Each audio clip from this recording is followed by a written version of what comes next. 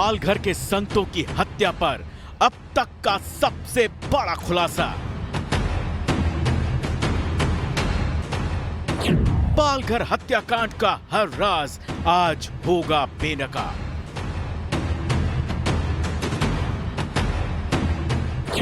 आज संतों के हत्यारों के मददगार होंगे बेपर्दा।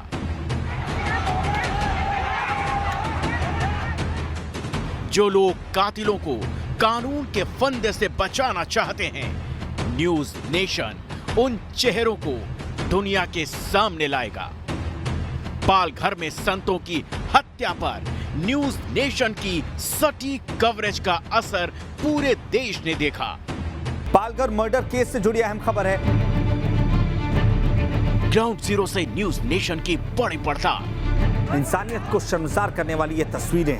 इतनी बड़ी संख्या में भीड़ जुटना। कातिलों की भीड़ से लेकर महाराष्ट्र पुलिस की कायरता तक, ग्राउंड जीरो से न्यूज नेशन की इन्वेस्टिगेशन में हुए खुलासों ने पूरे देश को सकते में डाल दिया।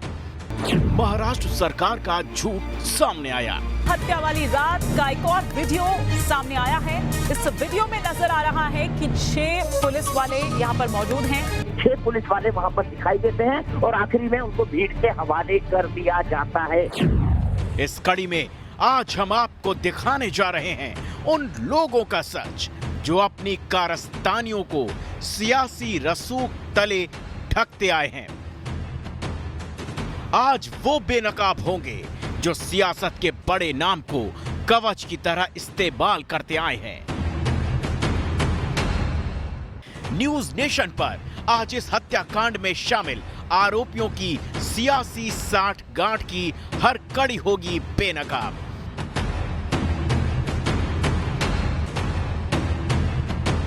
जिनके हाथ संतों के खून से लाल हुए, उनको कानून की हथकड़ियों से आजादी दिलाने वाले आज नहीं बचेंगे। 2 संतों की हत्या और फिर हत्या के बाद रचे गए हर षड्यंत्र पर से आज उठने वाला है पर्दा। देखते रहिए न्यूज नेशन।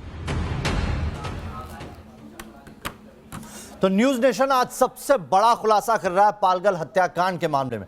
न्यूज नेशन लगातार पालघर हत्याकांड पर इस पूरी रिपोर्ट आप तक पहुंचा रहा है। ग्राउंड पर हमारे संवाददाता जान जोखिम में डालकर इस पूरे मामले की तफ्तीश कर रहे हैं और आज जो खुलासा होने वाला है, जिसके बाद शायद पालघर मामले की पूरी सच्चाई आपके सामने आ जाएगी। वैसे पालघर हत्याकांड के पीछे की वजह क्या थी, ये सवाल लगातार उठ रहे थे। जिस नृशंस तरीके से साधुओं की हत्या की गई वो नॉर्मल कहीं से नहीं लगता और इसीलिए न्यूज नेशन ने शुरू से इस खबर की पड़ताल की है, इसकी तह में जानने की कोशिश की है। कुछ एक्सक्लूसिव तस्वीरें हम आपको दिखा रहे हैं।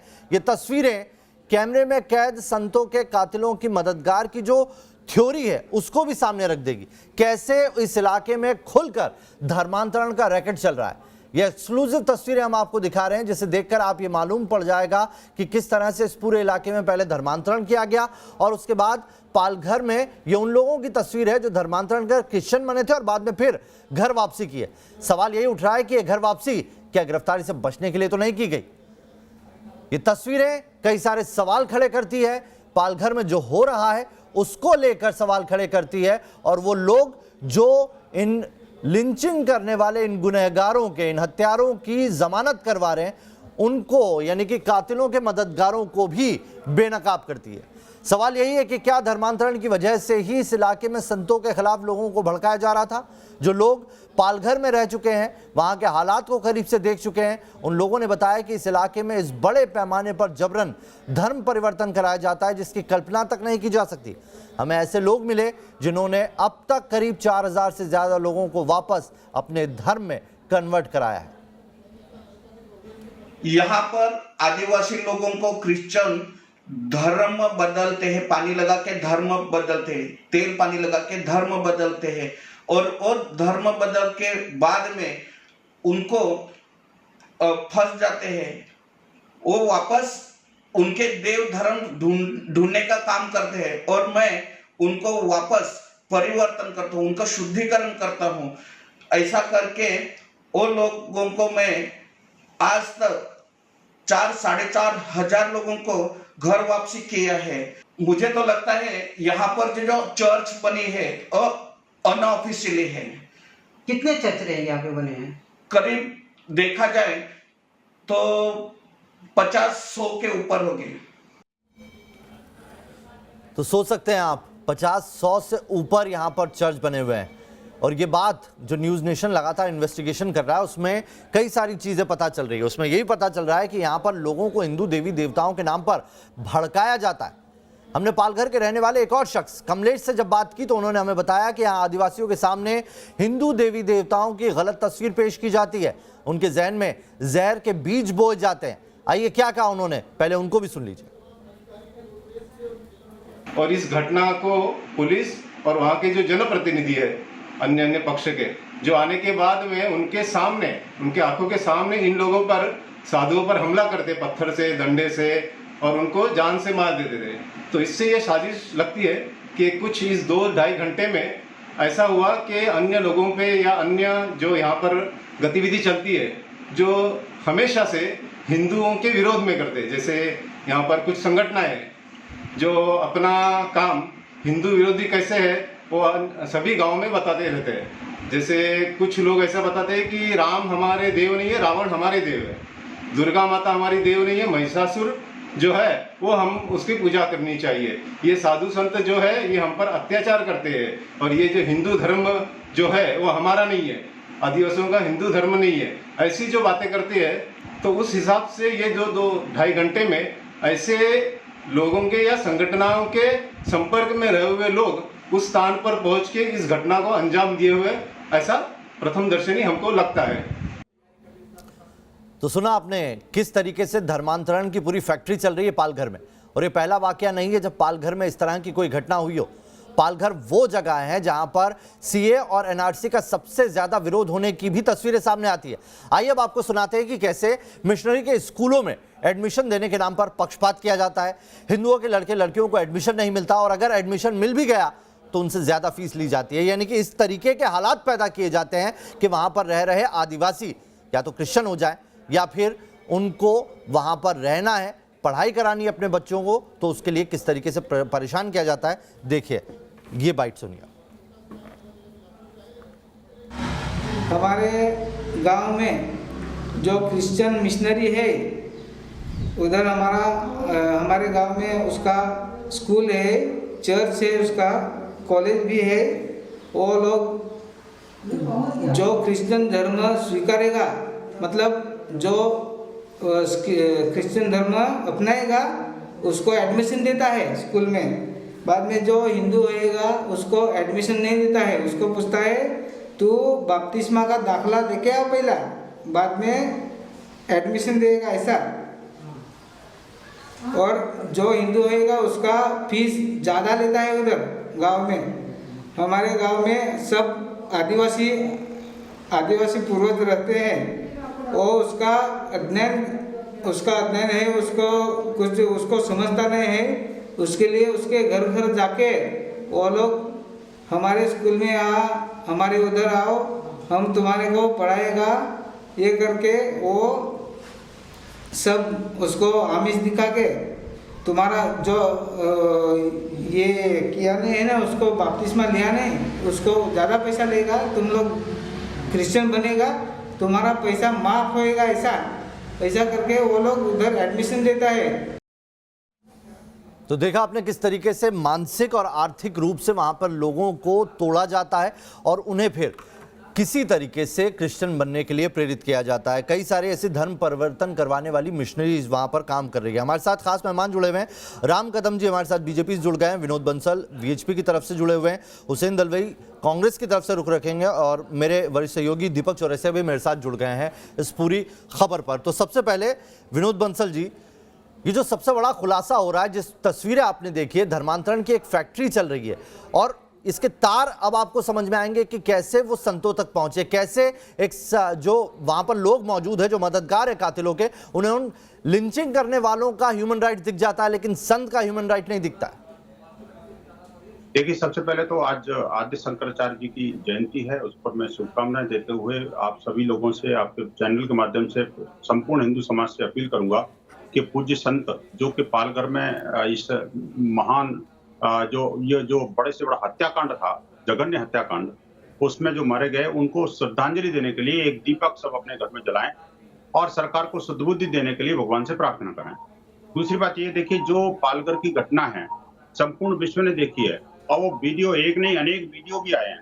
उन वीडियो में बड़ा स्पष्ट तौर पर साफ हो रहा है और आपके आज खुलासे ने तो एकदम दूध का दूध पानी का पानी कर दिया, जिसको हम बार बार कहते थे कि क्रिश्चियन मिशनरियां देश के अंदर षड्यंत्र पूर्वक देश विरोधी गतिविधियां चला रही हैं।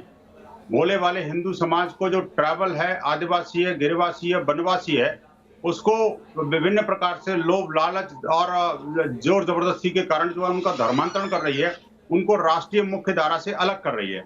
ये जो क्रिश्चियन मिशनरीज हैं उनका नेक्सस जो है, हमने साफ कहा, आज नहीं दशकों पूर्व माननीय अशोक सिंघल जी ने कहा बाकायदा भरी प्रेस कॉन्फ्रेंस में कि ये जो सोनिया गांधी जब से आई हैं तब से भारत के अंदर ईसाई गतिविधियां बड़े पैमाने पर चालू हो गई हैं और क्रिश्चियन जो है वो भारत की आत्मा पर हमला कर रहे हैं।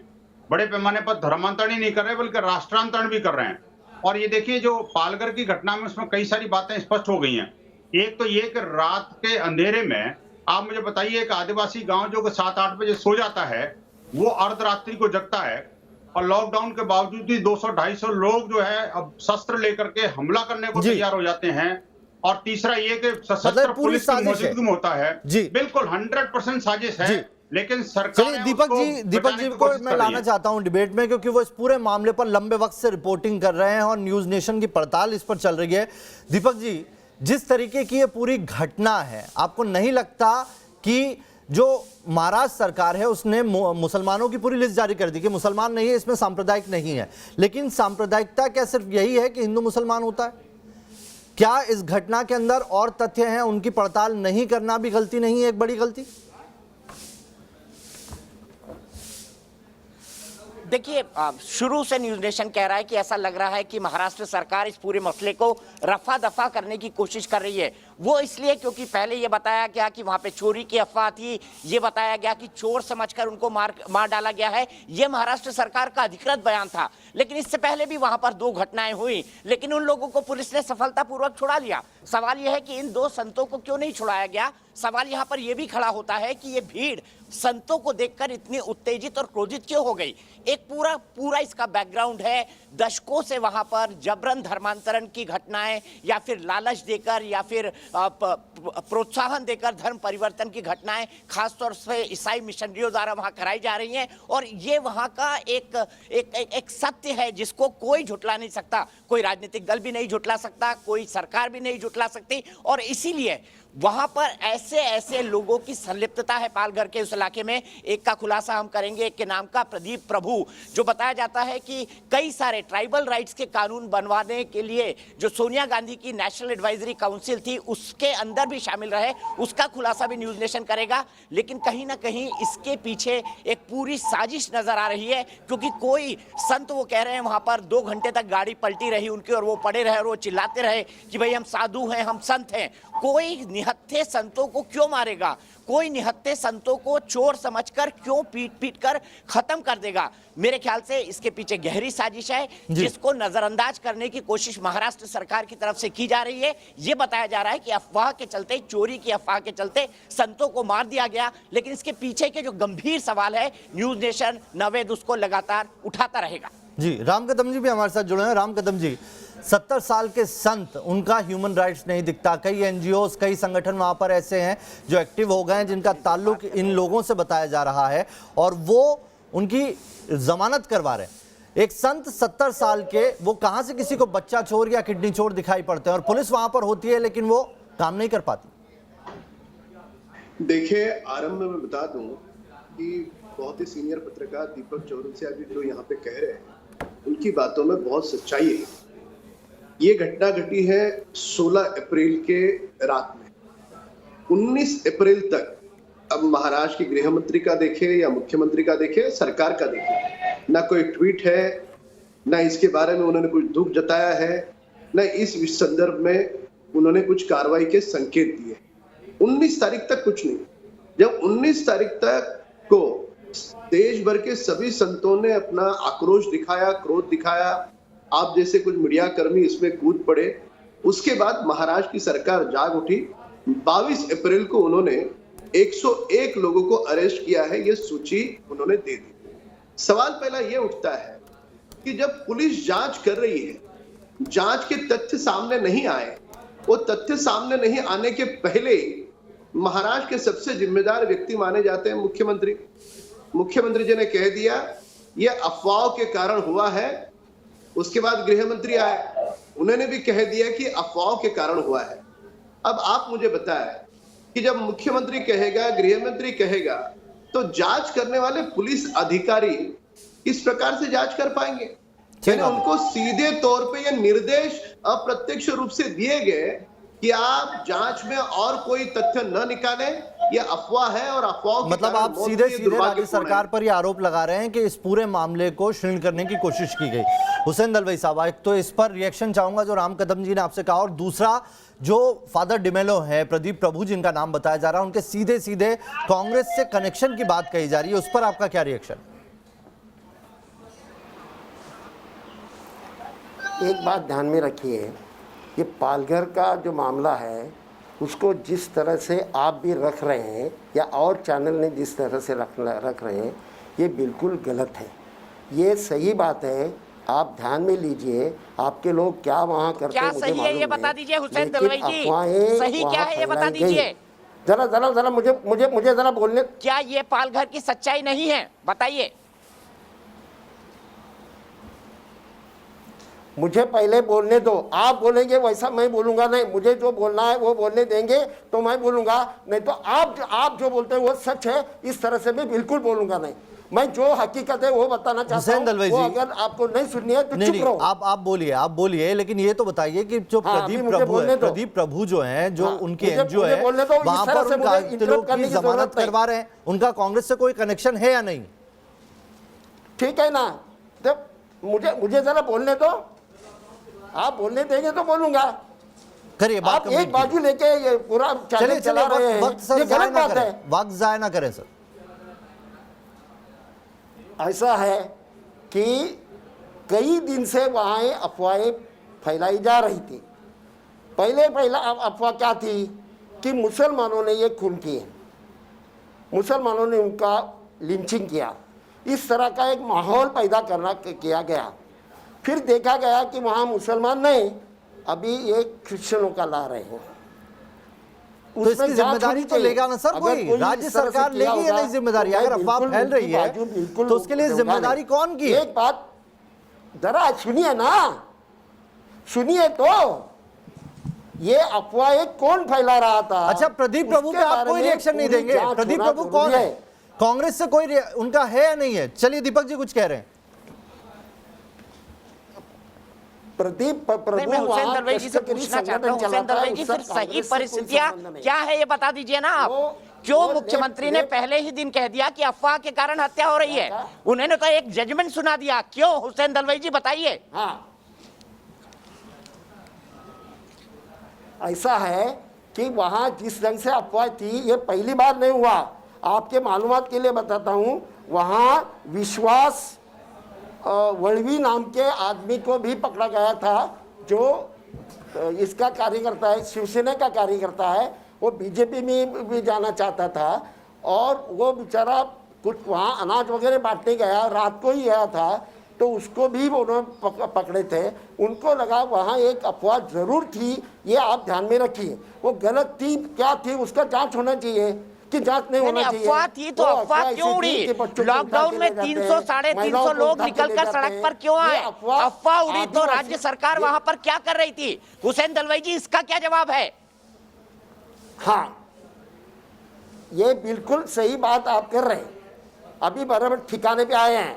अभी जरा सुनिए, राज्य सरकार ये डायरेक्ट ये हर जगह जाती नहीं, वहां का एसपी क्या कर रहा है ये पूछिए आप। ये बार बार मैं बोल रहा हूं, वहां जो एसपी है वो पगार लेता है, तनख्वाह लेता है, वो क्या काम कर रहा था? क्योंकि ये अफवाहें अभी तक तो एसपी पे आपने कार्रवाई क्यों नहीं की? हुसैन कायदे से दलवाई तो जी, एसपी जी, पर जी। हत्या का मुकदमा दीपक दर्ज जी, होना हुसैन दलवाई चाहिए। जी। बिना जरा हथियार सुनिए के तो। उन्होंने जवानों को भेज दिया संतों की अरे रक्षा जरा के लिए। सुनिए, कौन ये बीच में बोल रहा है? अरे चुप रहे। हुसैन दलवाई जी, आप जिस प्रदीप तरह से प्रभु बात पे करता आप सुनिए सर, मुझे बोलने देंगे तो मैं बोलूंगा, नहीं आप तो नहीं बोलिए, बोलूंगा। पूरी बात आप बोलिए। अपने अपनी लाइन चलाने वाले, ये हकीकत क्या है जरा सुनिए। सर आप जवाब वास्तव बात क्या का है, देंगे नहीं, सुनिए। आप अपनी लाइन चला रहे हैं। मेरा प्रदीप मैं प्रभु जो का बोल नाम रहा हम हूं, जब ले रहे हैं तो आप शायद जिक्र नहीं कर मुझे बोलने रहे हैं। एक दीजिए बयान तो सुन नहीं। लीजिए, एक बयान सुन लीजिए, खुद प्रदीप प्रभु का बयान आया, सुनिए सर। वही बोल रहा हूँ प्रदीप। मैं भारत सरकार के समिति का सदस्य था। हाँ? कोई भी भारत सरकार के मालिकाना नहीं थे। मैं मनमोहन सिंह के समिति में था। हाँ?